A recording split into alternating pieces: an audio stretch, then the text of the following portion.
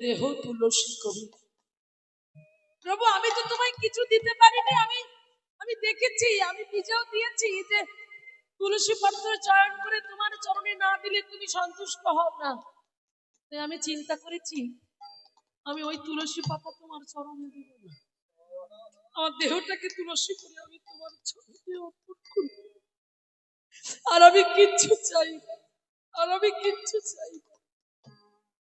গঙ্গা জল আমি দেব না, আমি সেই গঙ্গা জল দেব। কোন গঙ্গা জল জানো? চোখের গঙ্গা জলে এ মন্দির ধুয়ে দেব। ওগো প্রভু,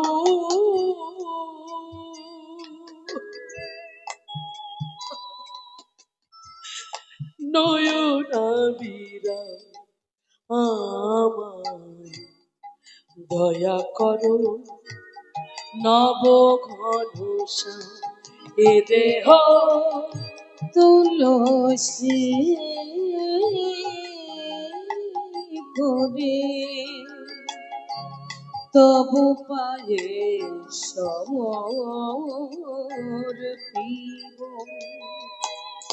দয়া করো নব ঘনশ্যাম, দয়া করো নব ঘনশ্যাম, দয়া করো নব আনন্দ সব তোমায় দেব, তাই হবে চন্দন। আনন্দ সব তোমায় দেব। আমার আনন্দ, আমার উল্লাস, আমার যা কিছু সব আমি তোমায় দিয়ে দেবো। আমার কিচ্ছু চাই না, আমি সবে তোমায় দেবো। তবে কি করে যাব? চন্দন করে আমি তোমায় দেব, তাই হবে চন্দন। পুষ্পাঞ্জলি হবে আমার শুদ্ধ মন প্রাণ, ভক্তি চরণ পদ্ম করে গাইব তোমার নাম। ভক্তি চরণ পদ্ম করে গাইব তোমার নাম। আমার দয়া করো নব ঘনশ্যাম এ দেহ তুলসী করে তব পায়ে সমর্পিব। দয়া করো ধ্বনি দয়া করো নব ঘনশ্যাম, দয়া করো, দয়া করো, দয়া করো নব ঘনশ্যাম।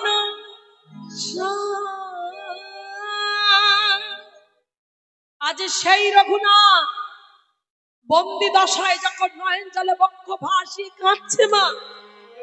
একদিন হয়ে গেল, দুদিন হয়ে গেল, 3 দিন হয়ে গেল, মাথার কাছে খাবার পড়ে রইল, পিপাসার জল পড়ে রইল, তবু ছেলে সেই খাবারে মুখ দেয় না, জলে মুখ দেয় না। শরীর ক্ষীণ হয়ে গেল, কণ্ঠস্বরটা ক্ষীণ হয়ে গেল, আর কথা বলতে পারছে না, কথা বলার কোনো শক্তি নেই, মাটিতে লুটিয়ে পড়েছে, আর বলতে পারছে না, কিন্তু তবু যে বলতে ছাড়ে না। নয়ন জলে অবিশ্রান্ত ধারা অশ্রু বাহারি নির্গত হচ্ছে, গৌর গৌর বলে কাঁদছে। মায়েরা বলো তো দেখি, এমন করে কেউ যদি আমার ভগবানকে ডাকে, ভগবান কি না কৃপা করে থাকতে পারে? যেই দুজন প্রহরী দেখভাল করছিল, তারা ছিল 2 ভাই। বড়জন ছোটজনকে বলছে, ভাই রে, এই চোখে আর দেখা যায় না, ছোট বাবুর এত কষ্ট। এরা কেমন বাপ জ্যাঠা রে? শুনেছি যদি বাড়িতে কোনো একজন বৈষ্ণব হয় তবে নাকি তার 14 পুরুষ উদ্ধার হয়। কি কোন বাড়ি রে, কোন জমিদার বাড়ির ছেলে হয়ে এলো? আহা, কপালটাই খারাপ ছোট বাবু।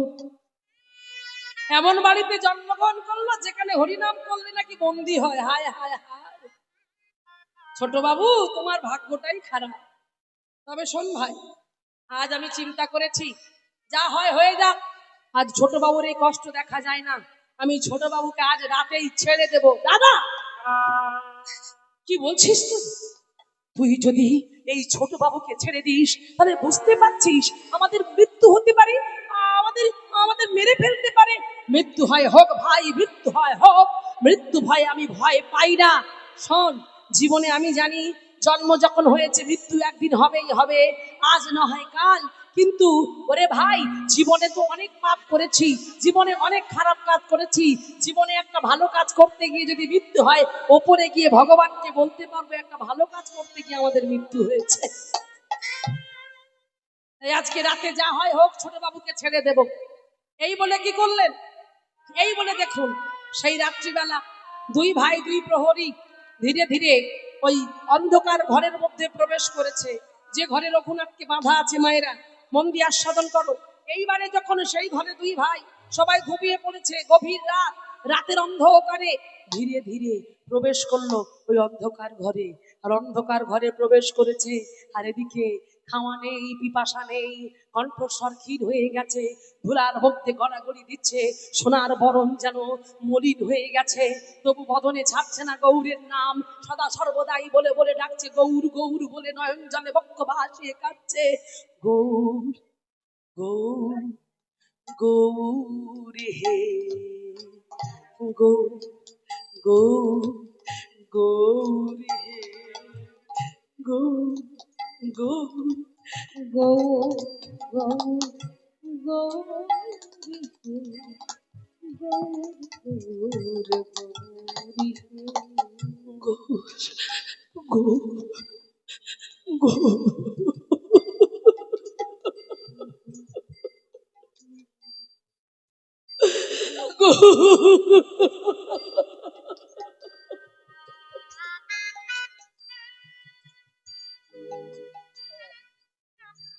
প্রহরীরা দেখছে গৌর বলে কাঁদতে কাঁদতে না চোখের কোণে কালি পড়ে গেছে। এত প্রেম, এত অনুরাগ, জমিদার বাড়ির ছেলে, এ দেখা যায় না, এই কষ্ট দেখা যায় না। ডাকছে ছোট বাবু, ছোট বাবু, কথা বলো, কথা বলো। কি করে বলবে মা? ভগবানের সঙ্গে নিজেকে তো বেঁধে ফেলেছে, যে ভগবান ছাড়া, গৌর ছাড়া সে কিছু জানে না। আবার ডাকছে ছোট বাবু, ছোট বাবু। এতবার করে ডাকা সত্ত্বেও যখন কথা বললো না, থাকতে না পেরে অঙ্গটা স্পর্শ করলো, ভাবলো অঙ্গ স্পর্শ না করলে ছোট বাবু উঠবে না, ছুটতে ছুটতে গিয়ে অঙ্গটা স্পর্শ।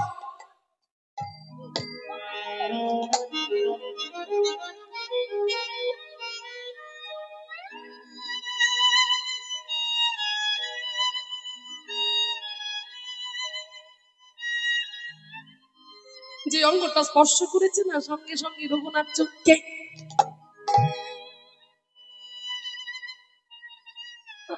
আমি আমি তো কারো কোনো ক্ষতি করিনি, আমি তো কারো কোনো ক্ষতি করিনি।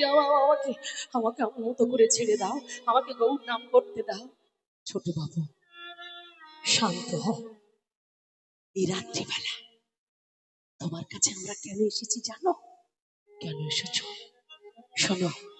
তোমার বাপ জ্যাঠা, হ্যাঁ হ্যাঁ তোমার বাপ জ্যাঠা পাড়ায় পাড়ায় বলে বেড়াচ্ছে তুমি নাকি পাগল হয়ে গেছো।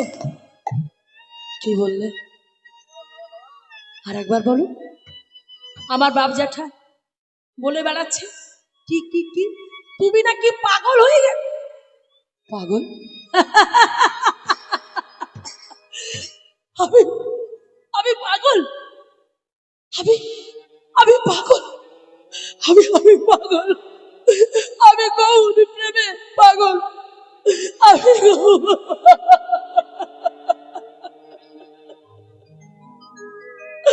আমি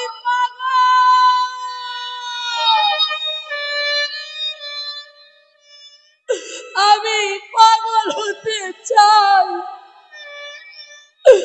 আমি আমার গৌরীর জন্য পাগল হতে চাই। আমি কিচ্ছু চাই না, আমার গৌরকে তোমরা আমার কাছে এনে দাও। আমার গৌর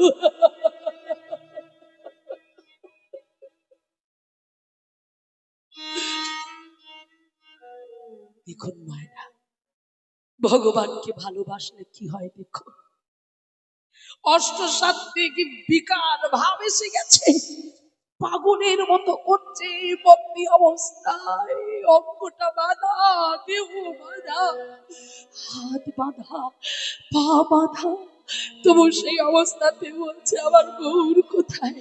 ছোট বাবু শান্ত হও, ছোট বাবু শান্ত হও, এই কথা বলার জন্যই তো এখানে এসেছি। তুমি জানো তুমি যার জন্য পাগল হয়েছো, যার জন্য বন্দি হয়েছো, তোমার তোমার গৌর হরি। হ্যাঁ গৌর হরি কি?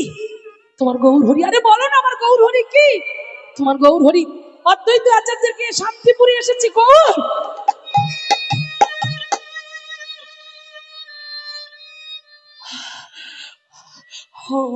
আমার গৌর শান্তিপুরি অদ্বৈত আচার্য কি এসেছে? আমার গৌর? হ্যাঁ হ্যাঁ তোমার গৌর এসেছে, আমি যাব, আমি যাব, কিন্তু না না, আমি যেতে পারবো না। আমি যদি যাই তাহলে তো আমার বাবা জ্যাঠা তোমাদেরকে প্রাণে মেরে ফেলবে। আমি চাই না, আমি চাই না যে আমার জন্য তোমাদের প্রাণ যাক। আমি এখানে যেমন করে আমার গৌরকে ডাকছি, আমি তেমন করে গৌরকে ডাকতে চাই। আমি যাব না, আমি কোথাও যাব, আমি কোথাও যাব না। প্রহরীরা বললেন দ্বার হয় না, এই পিছন দরজা দিয়ে তুমি চলে যাও। তোমাকে বাঁচাতে গিয়ে আমাদের মৃত্যু হয় হোক তবু ভালো, কিন্তু তুমি তো জীবনে তোমার গৌরকে পাবে। পিছন দরজা দিয়ে দেখিয়ে দিল ছুটতে ছুটতে, গৌর গৌর গৌর বলতে বলতে চলেছে গৌর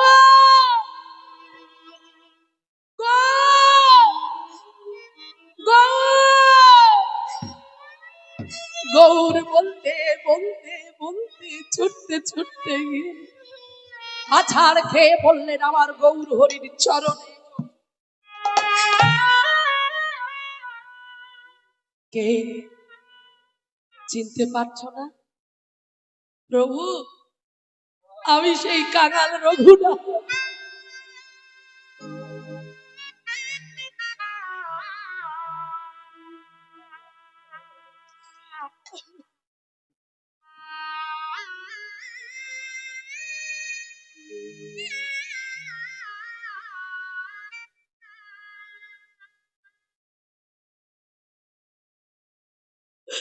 নয়ন জলে বক্ষটা ভাসি গৌরী।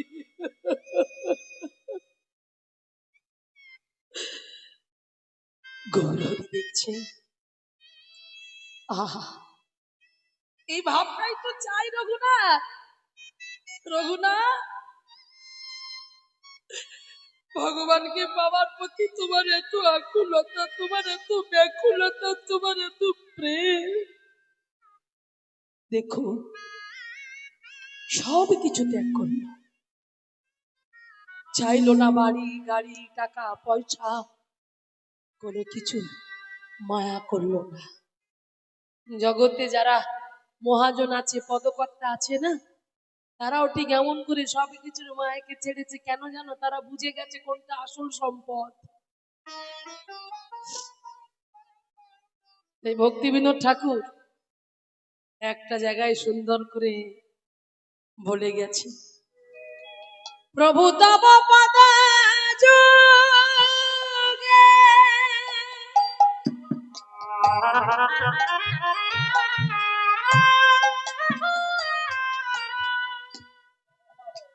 মরে নিবেদন,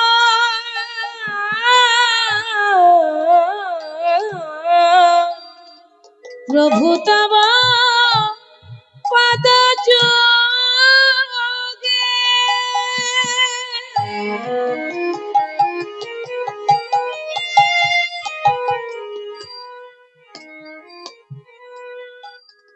মোর নিবেদন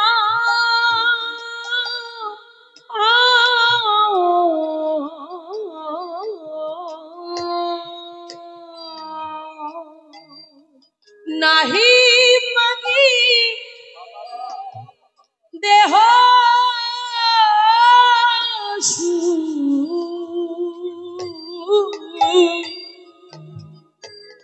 বিদ্যা ধন যাও আমি নাহি মাগি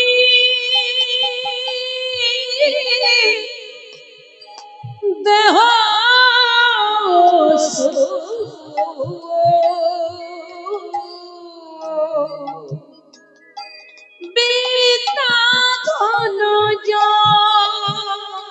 প্রভু তব পদ যুগে তোমার চরণে আমার এই নিবেদন, আমি নাহি মাগি, আমি চাই না দেহ সুখ বিদ্যা ধন নাহি মাগি স্বর্গ আর মোক্ষ, নাহি মাগি না প্রার্থনা করি কোন বিভূতির লাগি। এবার কি বলছে দেখুন, তাহলে কি চাইছে না? আমি ধন চাই না, জন চাই না, আত্মীয় পরিজন, বিভূতি, মোক্ষ, স্বর্গ, আমি কিচ্ছু চাই না। আমি কি চাই জানো? তবে শোনো, এগুলো হলো জীব শিক্ষা। এগুলো যদি কেউ কোনো একজন ভক্ত যদি ঠিকঠাক শুনতে পারে না, এই জায়গাটা তার পরিষ্কার হবেই হবে। তখন তার আর অন্য কিছুর প্রতি মোহ থাকবে না, মায়া থাকবে না। ভগবানের কাছে প্রার্থনা করে বলছে, দয়াময় শোনো, নিজ কর্ম গুণ দোষে আমার নিজ কর্মগুণ, আমার কর্ম খারাপ, যে যে জন্ম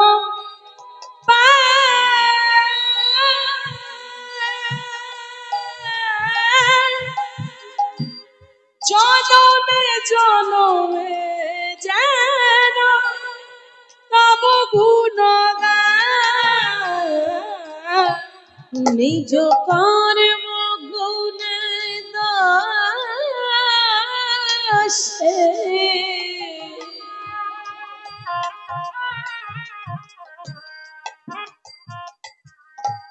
যে যে জন্ম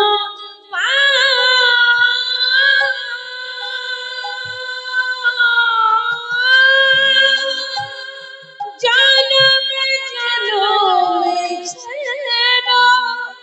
প্রভু গুণ গায়, প্রভু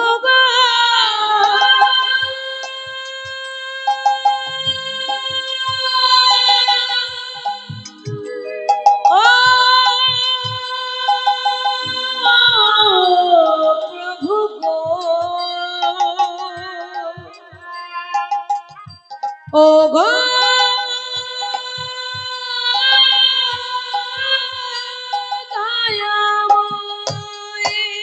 আমার কোনো দুঃখ নাই, আমার যে কুলে জন্ম হোক না কেন, পক্ষী কুলে জন্ম হোক, বৃক্ষ কুলে জন্ম হোক,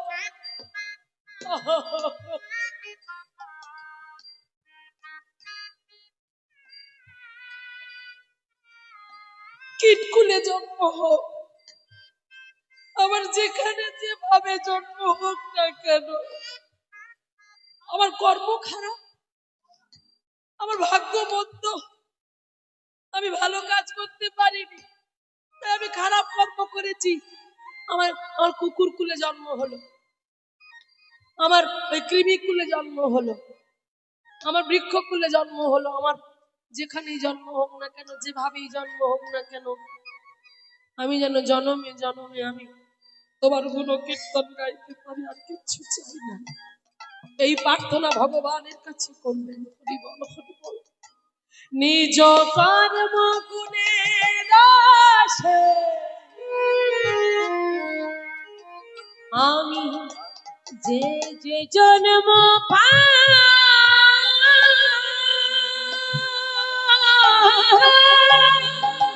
জনমে জনমে যেন তব এবার কি বলছে দেখুন, বিষয়ে যে প্রীতি এবে আছে আমার, বিষয়ে যে প্রীতি এবে আছে আমার, সেই মতো প্রীতি চরণে তোমার, বিষয়ে যে প্রীতি এবে আছে আমার, সেই মতো প্রীতি চরণে তোমার। কি বললেন? বিষয়ে যে প্রীতি, বিষয় বাসনার প্রতি আমাদের যে লোভ, যে লালসা, এতটুকু জায়গা, ভাই নিজের মায়ের পেটের ভাই, তবু আমরা এতটুকু জায়গা ছাড়ি না। এতটুকু জায়গার জন্য লাটালাটি, মারামারি, থানা পুলিশ হয়ে যাচ্ছে, খুন খারাপি হয়ে যাচ্ছে। তাহলে কেন হচ্ছে? বিষয়টাকে আমি ভালোবাসি, ওর প্রতি আমার প্রেম আছে, ওর প্রতি আমার ভালোবাসা আছে। এই ভক্তি বিনোদ ঠাকুর পত্রী লিখতে লিখতে বলছে, ওই ভালোবাসাটা যদি আমার ভগবানের প্রতি থাকতো, তাহলে জীবনটা কত সুন্দর হতো। যেটা আমার নয় সেটা আমার বলে আমি দাবি করছি, সেই জন্য আমি লিখছি না, আমি বলছি না, তিনি লিখলেন। হ্যাঁ, বিষয়ে যে প্রীতি এবে আছে আমার, সেই মতো প্রীতি চরণে তোমার। পশু পক্ষী হয়ে থাকি বনে বাণী রয়ে, পশু পক্ষী হয়ে থাকি বনে বাণী রয়ে, তব ভক্তি থাকুক ভক্তি বিনাদের হৃদয়ে, হৃদয় গৌর হরি হরি, ভক্তির হোক ভক্তি বিনাদের হৃদয়ে, তব ভক্তি রহু ভক্তি বিনোদের হৃদয়ে। তাই বললেন, সেই বিষয় বাসনার মোহকে ত্যাগ করে রঘুনাথ যখন মহাপ্রভুর চরণ দুটো জড়িয়ে ধরে কেঁদে কেঁদে বললেন, প্রভু আমার কিচ্ছু চাই না, আমি সব কিছু ছেড়েছি, শুধু আমি তোমাকে ভালোবেসেছি, তোমার চরণ দুটো আমাকে ধরতে দাও, তোমার সঙ্গের সঙ্গী করো, আমি আর কিচ্ছু চাই না দয়াল, আমি আর কিচ্ছু চাই না। এইবার প্রভু তাকে জিজ্ঞাসা করছে, রঘুনাথ, রঘুনাথ তুমি কি বিয়ে করেছো? কথা বলছিস কেন? চুপ কর।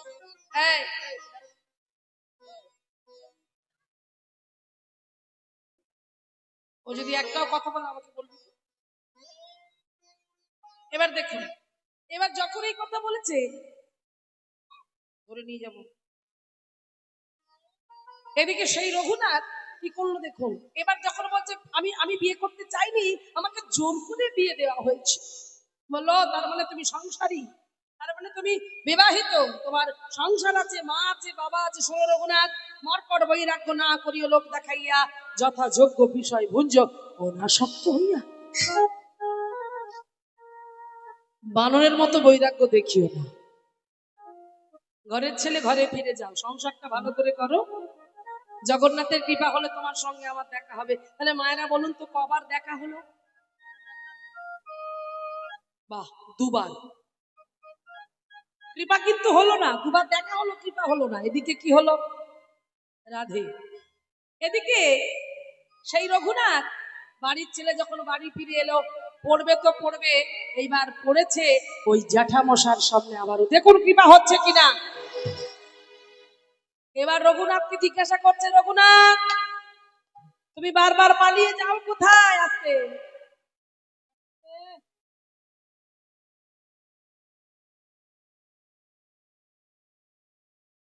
বলছে, বারবার পালিয়ে যাও কোথায়? বলছে আমি যাই বৈষ্ণব দর্শন করতে। বৈষ্ণব দর্শনে? বললো হ্যাঁ। তবে শুনেছি, এবার দেখুন কিভাবে বদলে যাচ্ছে জ্যাঠামশাই, দেখুন। বলছে শুনলাম বৈষ্ণব দর্শন করতে গেলে কিছু নাকি হাতে নিয়ে যায়, তুমি খালি হাতে গেলে কি করে? রঘুদান মনে মনে চিন্তা করছে, কেমন জ্যাঠামশাই রে, হ্যাঁ, এ তো ভূতের মুখে রাম নাম। যে জ্যাঠামশাই আমি হরিনাম করি বলে আমাকে বাঁধলো, আমি হরিনাম করি বলে আমাকে সংসারী করলো, বিয়ে দিয়ে দিল, আমি হরিনাম করি বলে বাধাপ্রাপ্ত করলো, আবার সেই জ্যাঠামশাই বলছে তুমি বৈষ্ণব দর্শন করতে গেছিলে, হাতে করে কিছু নিয়ে যাও। তখন রঘুনাথ মুচকে মুচকে হাসকে আর বলছে, জ্যাঠামশাই তোমার ভাব বোঝা বড় দায়, যদি এবার কখনো কোনোদিন এই সুযোগ আসে আমি নিশ্চয়ই হাতে করে কিছু নিয়ে যাব। দেখতে দেখতে সময় গুনতে থাকলো, সময়ের অপেক্ষা করতে লাগলো, দেখতে দেখতে 1 মাস পার হয়ে গেল। আবার জানতে পারলো যে শান্তিপুরে অদ্বৈত আচার্যের গৃহে মহাপ্রভুর পদার্পণ, মহাপ্রভু আসছেন। এই কথা জানতে পেরে রঘুনাথ ছুটতে ছুটতে ছুটতে ছুটতে যাচ্ছে, নানাদি কিছু মানে চাল ডাল আলু যা কিছু লাগে ভোগ ভোগ রন্ধন ভোগের জন্য, ভগবানের সেবায় সমস্ত কিছু তরি তরকারির জন্য সমস্ত সবজি টবজি নিয়ে আর যাচ্ছে গৌর হরির কাছে। মহাপ্রভুর কাছে গিয়ে দাঁড়িয়ে বলছে, প্রভু, ও প্রভু, আমি এসেছি। কে রঘুনাথ, আবারও এসেছো? তুমি কি আমি আমি আসি সেটা জানতে পারো? জানতে পারবো না প্রভু, তুমি আসবে না আমি জানতে পারবো না, এটা কোনোদিন হয়? তাই প্রভু আমি এসেছি, আমি কিছু নিয়ে এসেছি। এগুলো কি নিয়ে এসেছো? এগুলো কি? না না, এগুলো লাগবে না। কেন প্রভু, এই জমিদার বাড়ির জিনিস, এগুলো নেবো না। কেন প্রভু, নিলে অসুবিধাটা কি? এতে অহংকার আছে, এই বস্তু নিয়ে ভগবানের সেবা লাগাবো না। বলছে, প্রভু আপনি কি বলছেন? গঙ্গা জলে যেমন গঙ্গা পুজো হয়, এই যা এনেছি সবই তো আপনার সেবায়, যার বস্তু তাকে দিতে এসেছি, তো আমার বস্তু নয় যে আমি আপনাকে দিচ্ছি, আপনার বস্তু আমি আপনাকে দিচ্ছি। হরি বল।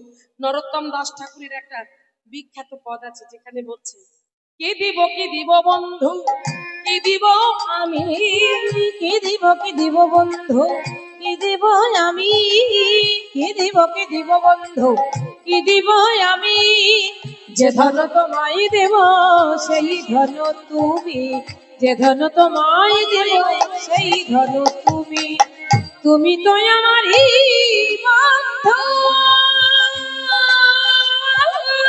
উলুধ্বনি করো মায়েরা, উলুধ্বনি, তাই গৌর প্রেমানন্দ হরি বল।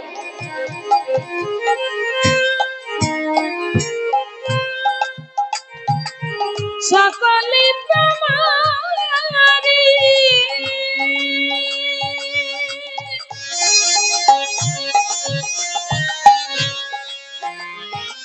তোমার ধনে তোমায় দেব কি আছে আমারি, তোমার